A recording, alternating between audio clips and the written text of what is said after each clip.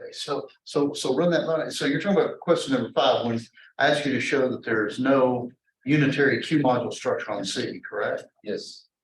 So you're talking about any subset of Z or Z itself. I'm talking about Z itself, Oh, right? But in fact, the only subset of Z that admits a Q module structure is just 0. yes. Right. Yeah. Okay, other questions? All right.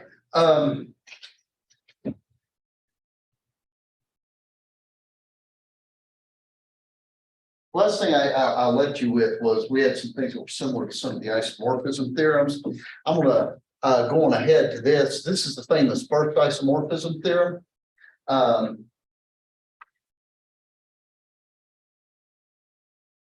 Suppose F from A to B is an R module homomorphism.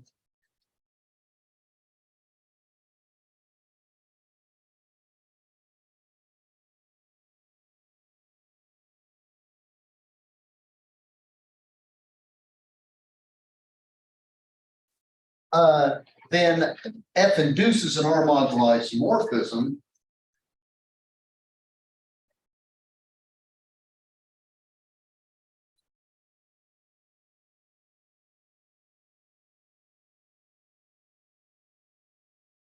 Isomorphism. F bar from A mod kernel of F into the image of F. And here's the way this works. Of course, a typical element of this is a coset, right? And I need this to spit out some element of the kernel, or I'm sorry, the image of F. So this can just be ordinary old F of A. Now, I'm going to go through sort of a abbreviated proof of this, because I assume that you all saw this, didn't you? Under, tell me if I'm wrong, but you all saw this in group theory, correct? By the way, what was the hardest part of this proof in group theory? Do you remember? The hardest part had nothing to do with algebra. The algebra was easy. The hardest part was showing that the stupid thing was well defined, right? I mean, that was the big pain, a la Derriere, was you had to show that if you had two different coset representatives of the same thing, then it turned out to be the same. But of course, any two coset representatives of A plus kernel of F vary by an element of kernel of F, which is killed by this right here. So proof F bar from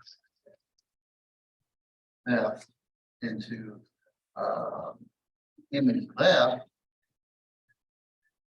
is a well-defined homomorphism, in fact, isomorphism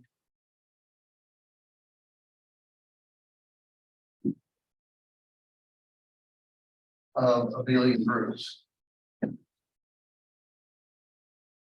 See what a lazy person I am, right? This is we already know that all the players here, since they're R modules, are abelian groups, right? And we already know from 8150 or whatever it is, I forgot the number, that this is in fact an isomorphism, right?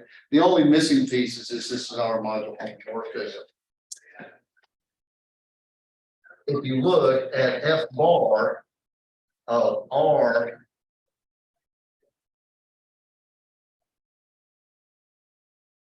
this is F bar of RA plus kernel of F, because that's how we multiply cosets by a scalar, which is F of RA, which is RF of A, because F is an R module homomorphism, which is R times F bar of A plus kernel of F.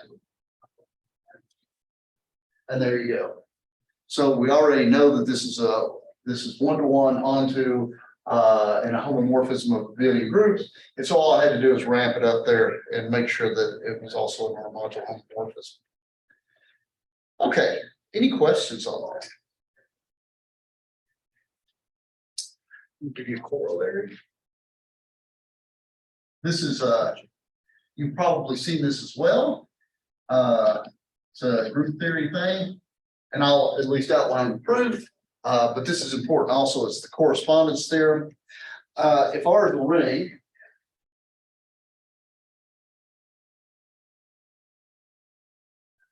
and B in fact A are R modules,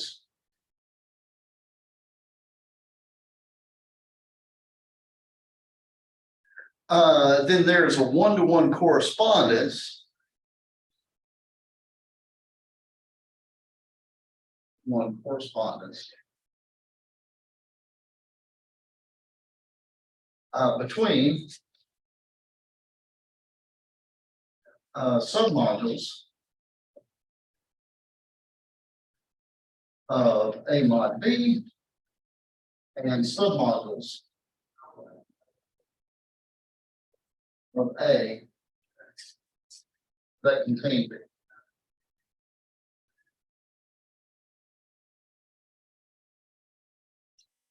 Right, so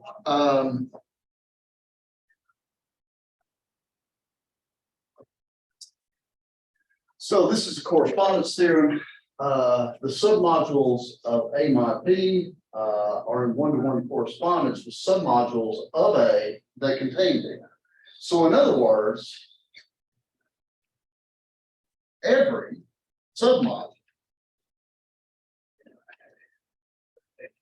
of A mod B is a form C mod with C being a module, a submodule of A that contains B.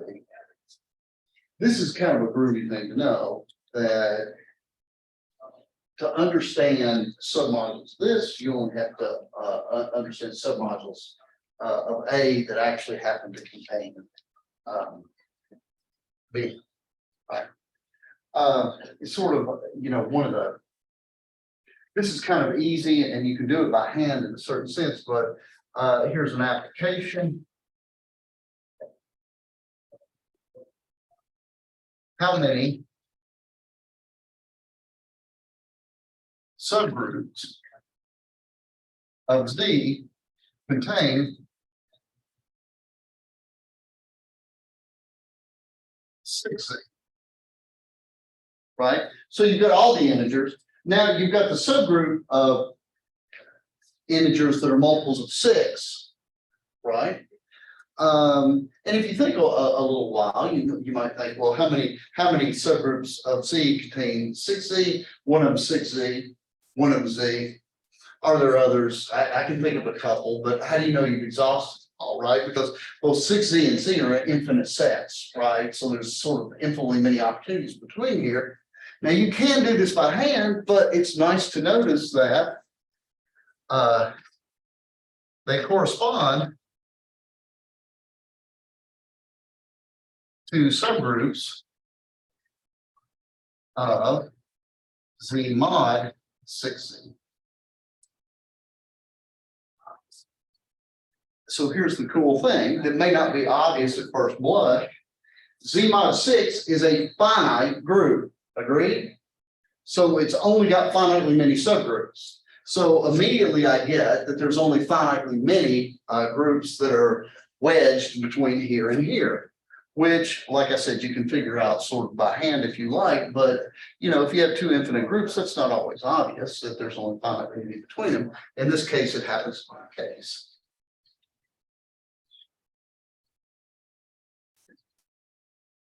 So how does the correspondence work? Notice that this is easy to verify.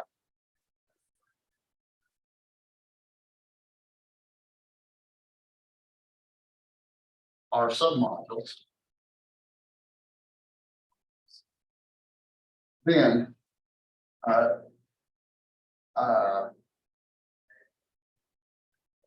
Right. Then C mod B is contained in A mod B. That is pretty easy to verify. So this is the way the correspondence works in this direction. If you have a module C between A and B, then C mod B is your submodule, right? On the other hand,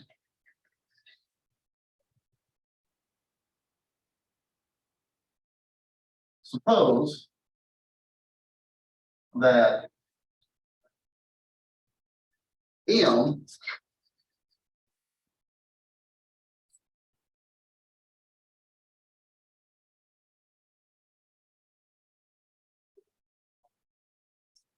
suppose that M is a submodule of A mod B.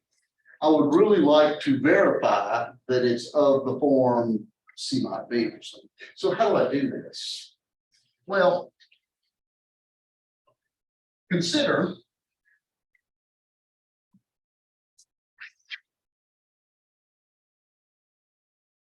the epimorphism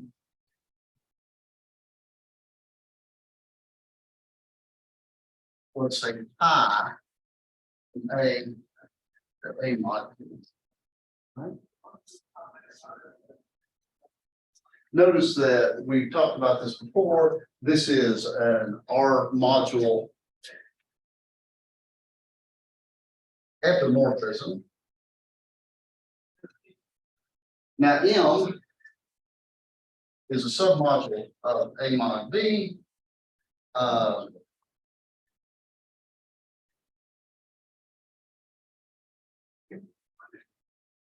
The corresponding numerator module, me being sloppy here, is pi inverse of M.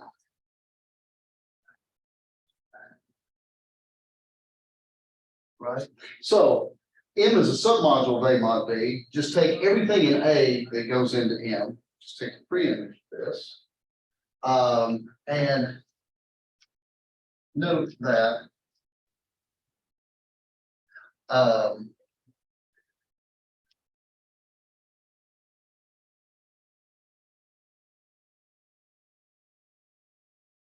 see if you can verify that statement. If you have pi inverse of M, this is exactly equal to this M in A mod. And that gives the correspondence. If you start with a module between C and A, between B and A, then the module, submodule of A mod B is this. If you start with the module M that's in A mod B, then the intermediate module that you get, the C there is pi inverse M.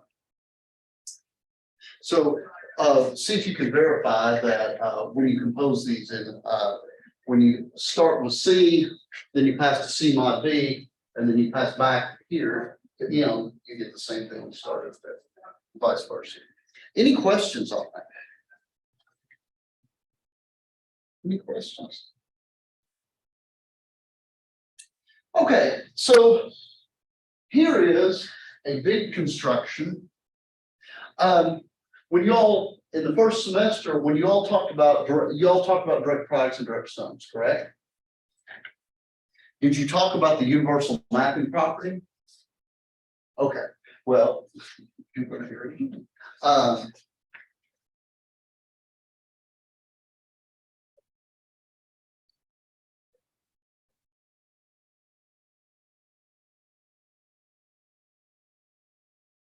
You know, I remember when I first saw this material, the first thing that jumps to my mind is I always thought the direct products were just sort of more natural, right? I always thought that the direct sum was, I don't know, a bit artificial.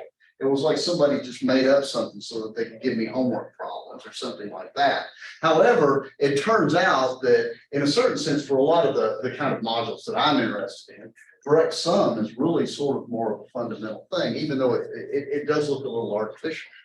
So let me kind of tell you what I mean by looking artificial. Let. This is here.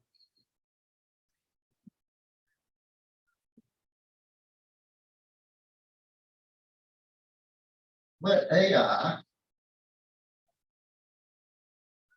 the family of R models. Some index set, and this could be a very large family. I mean, I might be a finite index set, or it might be infinite, it might be uncountably infinite, it could be crazy big. And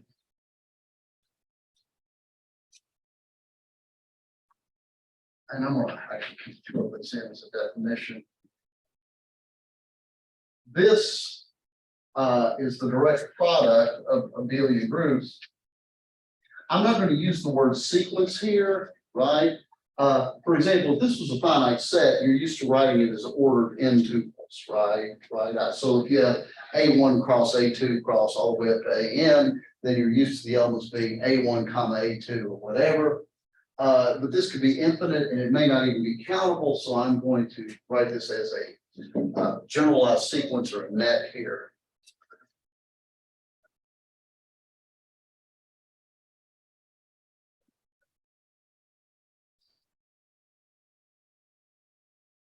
The direct product the abelian groups AI.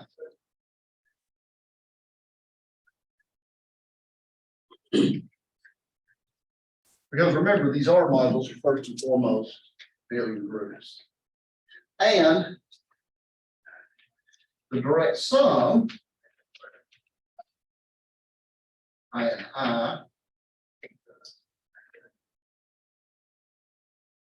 And this is the part I always thought was a little bit artificial.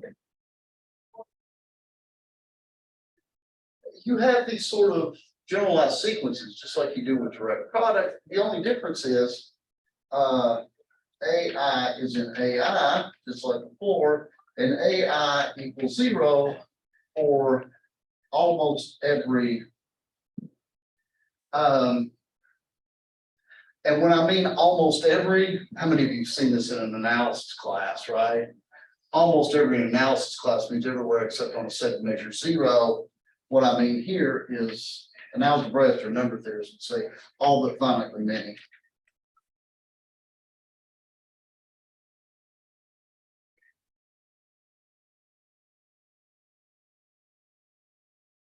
So in the direct sum, your sequences consist, or your generalized sequences consist mostly of 0. You can have only finitely many non-zero entries. And this seems really made up, but when we come to the homomorphisms on it, I think it will become clear pretty soon why that's kind of an important distinction. The direct sum. So notice under this definition, if the index set is finite, there's no distinction between the direct product and the direct sum. The direct product is an R module, A.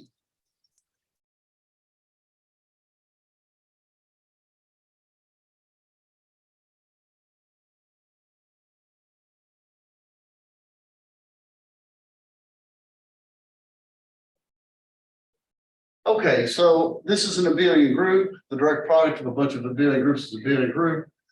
I'm going to tell you what the action is. What does R do to a net? It does, I think, what you would hope. It just multiplies through all the coordinates, if you will.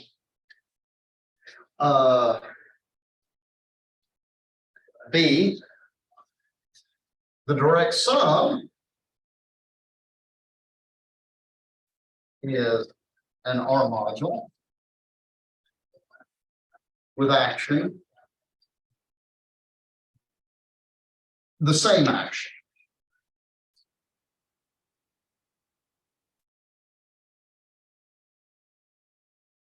And of course, since all but finitely many of these AIs are zero, then all but finitely many of these are AIs are zero.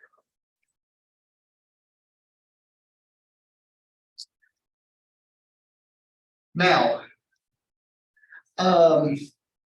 the direct product and the direct sum, most of you think of direct product and direct sum just as these sets of elements, a billion groups, now they're modules, direct sums of a billion group, now it's modules. But actually, the direct product and the direct sum are not just those objects, but they're also a part of the definition is they have these important homomorphisms. I wonder why I do it. Oh, there we go. C, raw K in the index set. The projection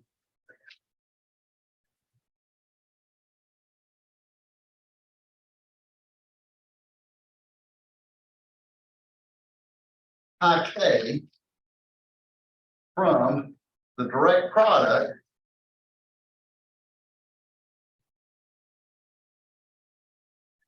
of course, the subscript tells it where to go.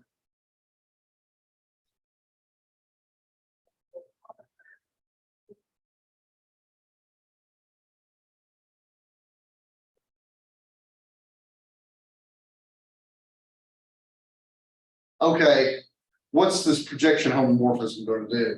It's going to input is going to be a generalized sequence. What do you think the output of pi sub k should be? Yes. Correct. Whatever the k entry is an R module epimorphism.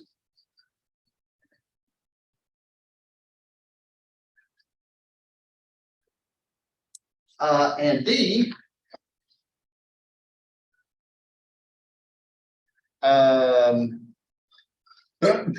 this completes the definition of the direct sum, or I'm sorry, the direct product, because the direct product is this R module equipped with this family of homomorphisms, actually epimorphisms back into the pieces of it. This will complete the direct sum because the direct sum is this thing with some homomorphisms that go in the other direction.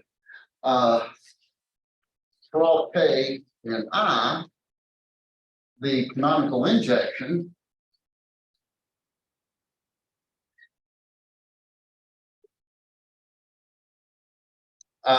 given by iota sub K. By the way, this little backwards J looking thing is my iota. This goes from AK into the direct sum of AI. By the way, how do you suppose this should work? I find the function from the direct product easier, right? Because all it does is it just reads pi k just means read the k coordinate and write me down, right? This one's a little bit more. You got to put just a hair more thought into this.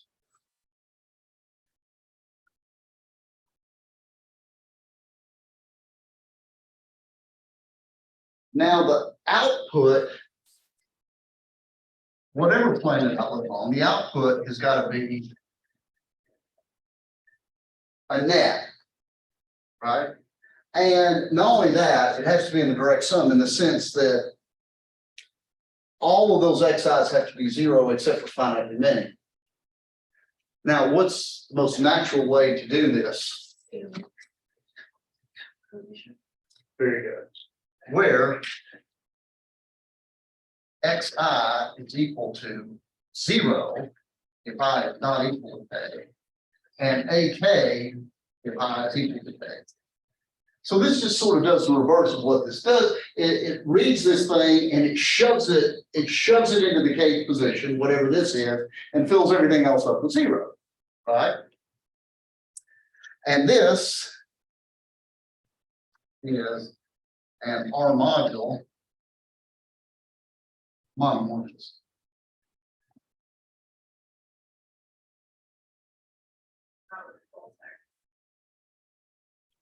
And in a certain sense, maybe a little bit of the curtain is pulled back on the direct sum here, because notice these maps go in the opposite direction. This goes from the direct product into the component ring. This goes from the component ring into the direct sum. Notice that this is really kind of the only way that, this is really kind of the only sort of natural way to do things, right? You want to go from here into a sequence. Well, if you want it to reflect this, you're going to have to put this in the K coordinate. And now you've got to make a decision on how to fill the rest of the coordinates. What else are you going to fill them up with other than 0? Because 0 is the only thing that I know is in every module, right? So in a certain sense, this is kind of a natural thing to do.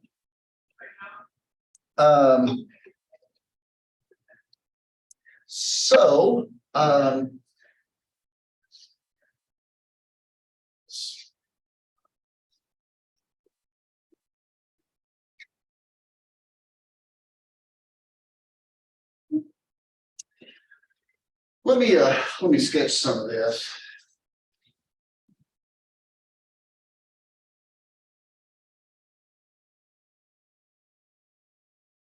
Verify the direct product of AI and the direct sum of AI are modules.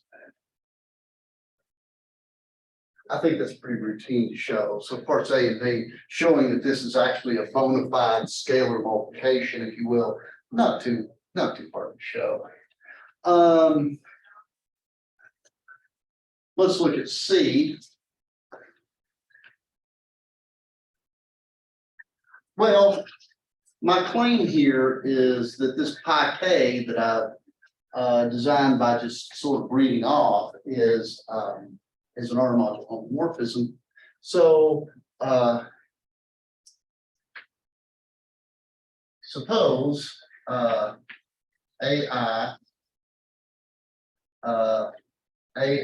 prime are in the direct product and R is in R. Well, if you look at pi k AI plus R AI prime, well, let's see what we get. By the rule of our R modules,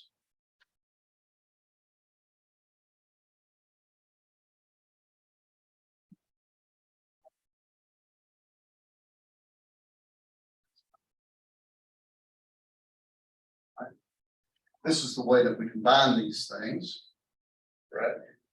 And now my pi k rule says take my net here and just read the k coordinate. So it should be AK plus R AK prime, right? And now let's just kind of dissect that back. This is pi k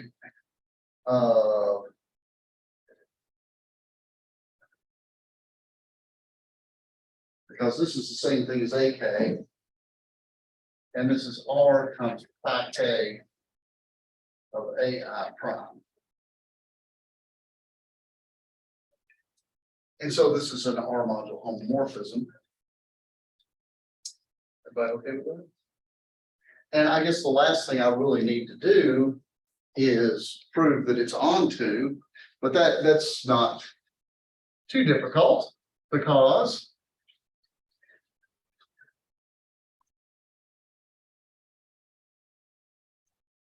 if, let's see, I got this to be onto, if AK is in AK, then consider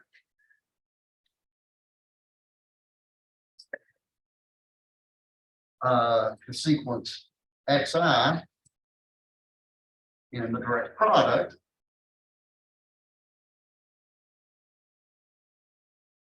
with XI equal to, I'm going to sort of rip this one off, 0 if I is not equal to K, then AK if I equals K. So basically what I do is I make the sequence that has AK in the K coordinate and zeros everywhere else. Notice that pi K of Xi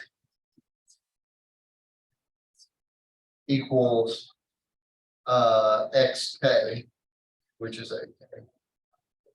So pi K is on 2.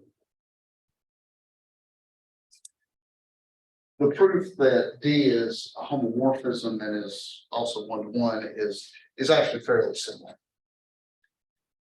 Okay. Any questions?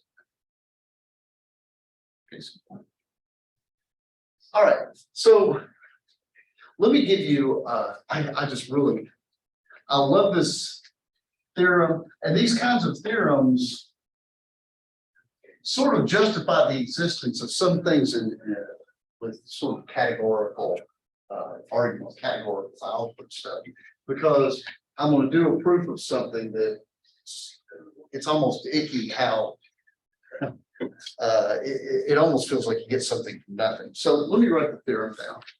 It's a little bit windy, but not too bad.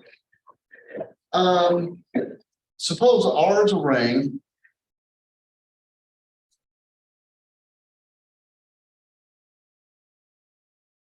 And AI, I and I, a family of R modules.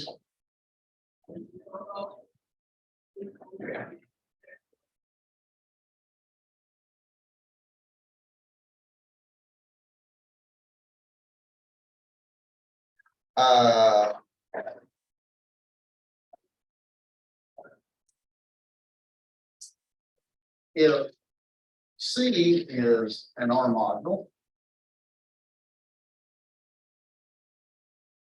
and phi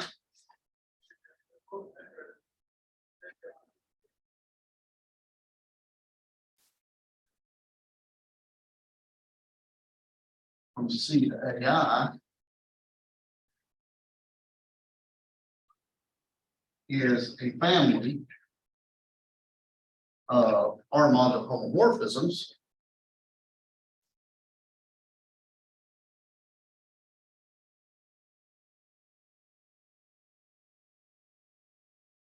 then there is a unique R module homomorphism. There exists a unique R module homomorphism called P from C into the direct product of AI.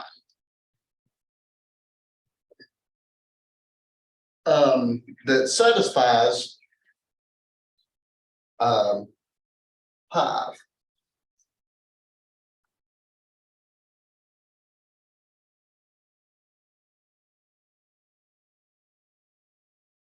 Such that pi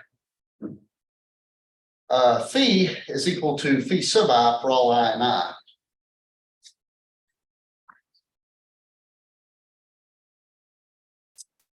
Additionally, the direct product of AI is uniquely determined up to isomorphism by this property.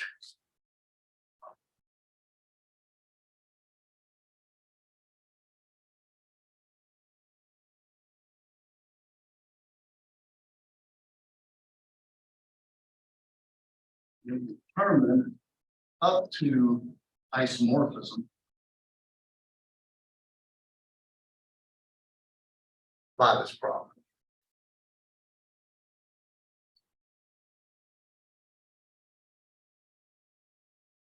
And so let me kind of draw you the diagram of this.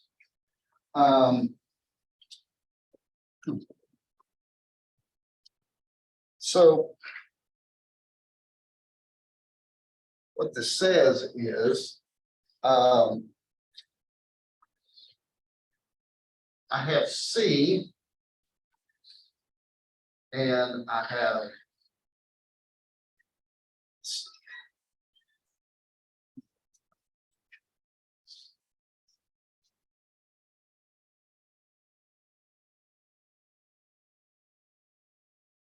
so I have a family of homomorphisms from C to AI. I'm gonna call this AK so I don't mess up my index in a specific one.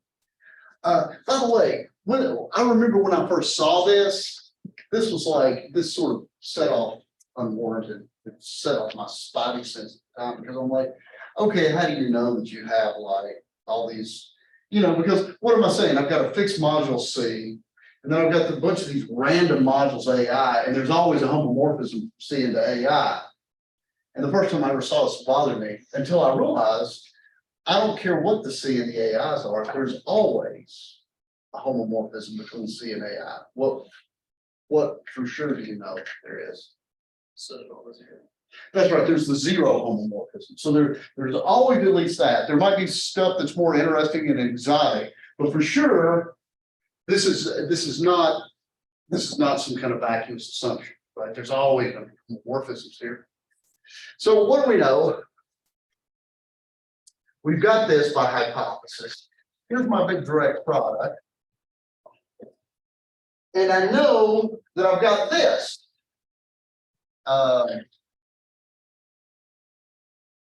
Right? Now, what this theorem says is, given this collection of homomorphisms, given C in this collection of homomorphisms, maybe they're all zero homomorphisms, but maybe I've got some interesting ones sprinkled in there. And of course, I've always got this projection from the direct product. I've got this phi here, such that when I do phi, and then I do a pi, it's the same thing as doing the subscript, right? Sometimes we write this to say the diagram commutes, and what the diagram commutes means that if I start at C and I go this path, or I go this path, I get to the same result over here. Right, okay. So the direct product is considered a solution to this universal mapping problem, right? The direct product down there is you get this unique homomorphism from C into the direct product that completes this diagram for every K in the index set. And this thing is unique up to R module isomorphism. And I'm going to show you that. So here,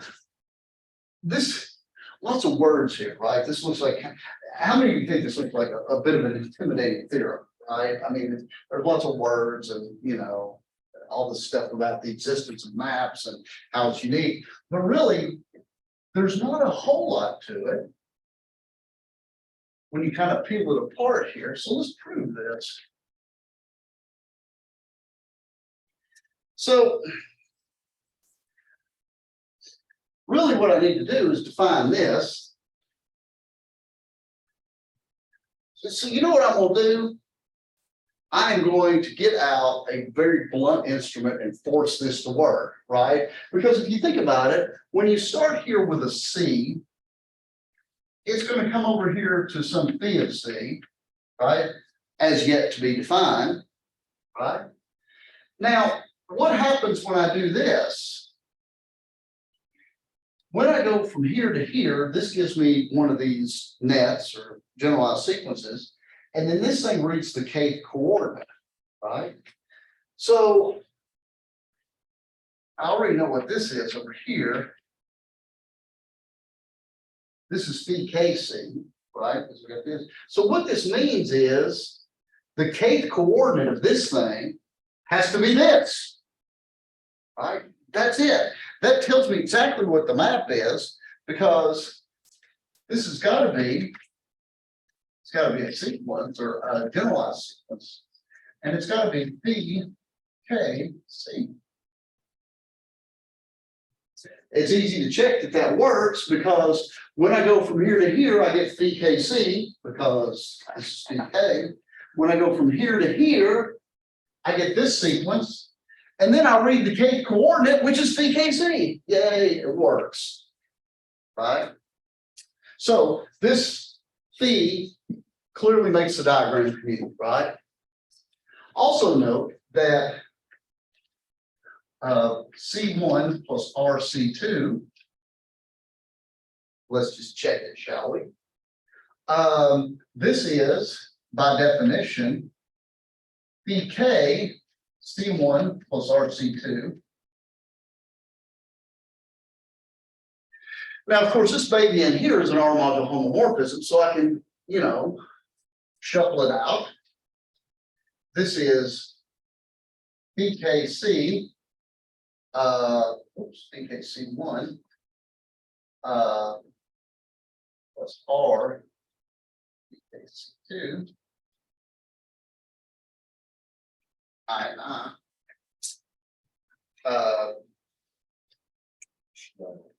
Oh, you know what? Yeah. This actually, I'm being sloppy with my indices. This should actually be an I, shouldn't it? Everybody okay with that? Because that's going to vary as we go through this. My apologies on that. That should be an I there. I and I. So this is PI C1 plus R PI C2, which is phi of C1 plus R phi C2. So this is a bona fide R module homomorphism. All right. Okay. What else do we gotta conquer here? I did say something about being unique, right? It's probably at least fairly clear that it's unique because in a certain sense, in the construction of this, my hand was kind of forced on what this function could be. So let me make this a little bit more precise. Suppose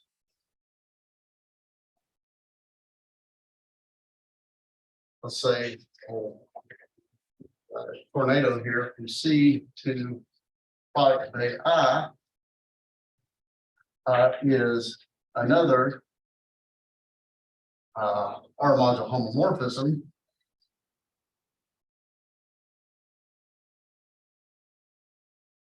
Such that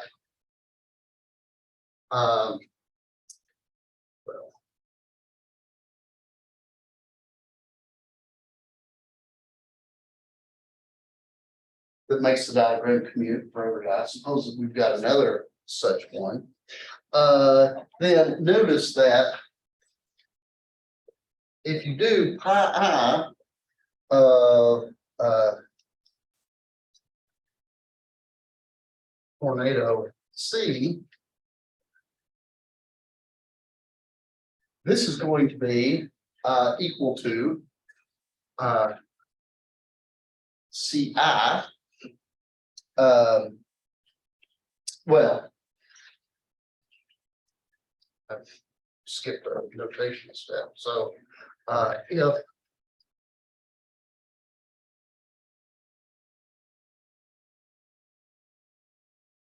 of course, any such R module homomorphism must take C to some net over here. And we now have this controlling our destiny here. The pi I tornado C. Well, that's going to be that's going to read out the ith coordinate. So this is CI, which is equal to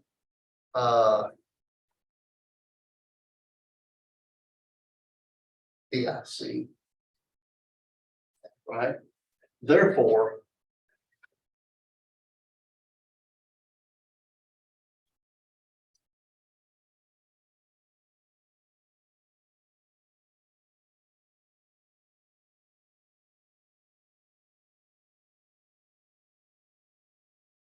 so it has the same effect on C. So that gives me the uniqueness.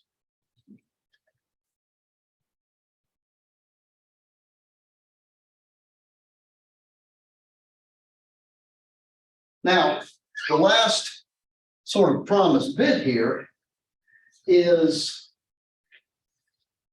okay, so I've got the existence of it, because we just built the thing.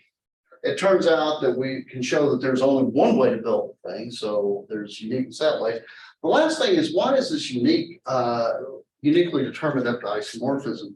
And this is the part where you almost feel like you're getting something for nothing here. So let me point out here that suppose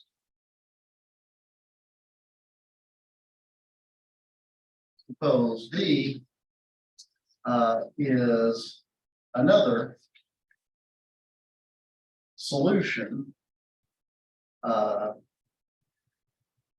to this universal mapping problem. And we need to show that D is isomorphic to the direct product of AI. That's our goal, right? So let me point out that, so what this means for D to be another solution is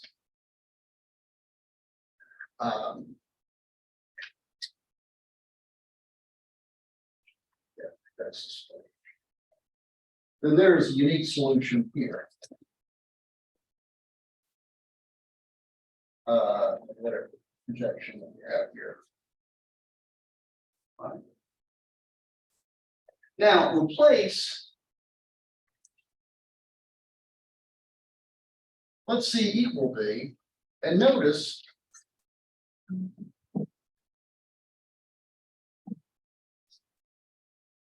and let's do I. This projection map. Notice, can anybody see an obvious solution to this that will make the diagram commute? So when I go this way, yeah, so when the diagram looks like this function has to be the identity. Because it works, it's plain that it works, isn't it? Because the identity do pi, it's the same thing as just doing pi. By uniqueness, that's the only solution. And this is where we're able to get away with murder, so to speak. Because let's do this here. I'm going to kind of turn the diagram upside down so I can get the maps going the way that I want them to. So let's look at this first. So we have the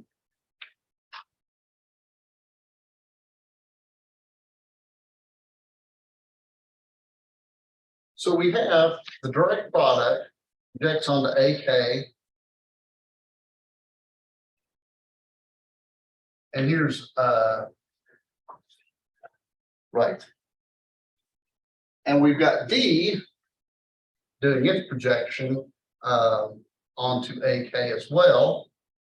And because D, so this is kind of, I've got this thing sort of turned upside down, but if you look, we've got this product on the bottom, this goes out here. This is playing the role of C, so there's a unique function F, or R modular homomorphism from here to here. Everybody agree with that? But see, I can also reverse this because D is also a solution. So I could have done this.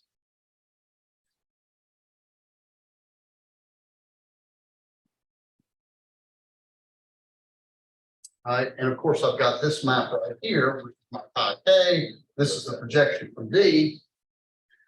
Now, the direct product is a solution to this. So there's a unique G that goes here. Everybody agree with that?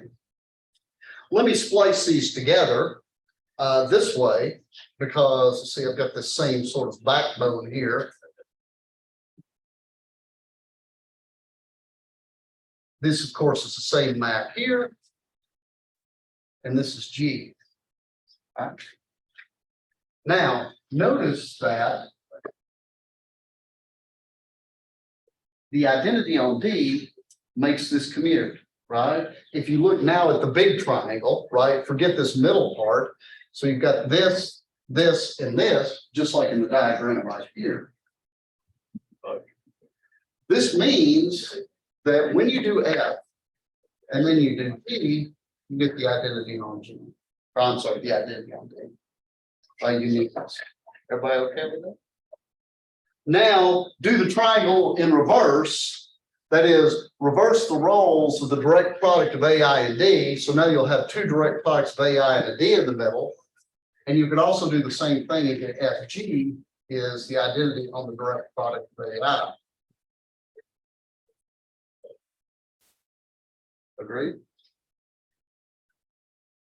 This means, in particular, that F is 1-to-1 because of this, because this is a 1-to-1 function, this composition is 1-to-1, so F is 1-to-1. And this composition means that F is onto. So F from D into the direct product of AI is an isomorphism. And so that's the last bit of the statement that I had to establish, that this direct product is isomorphism.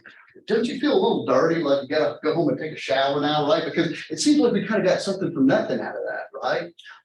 But the uniqueness of these maps give us what we want. Okay, any questions on that? All right, well, we will continue this next time. Y'all have a good one, and we'll see you on Friday.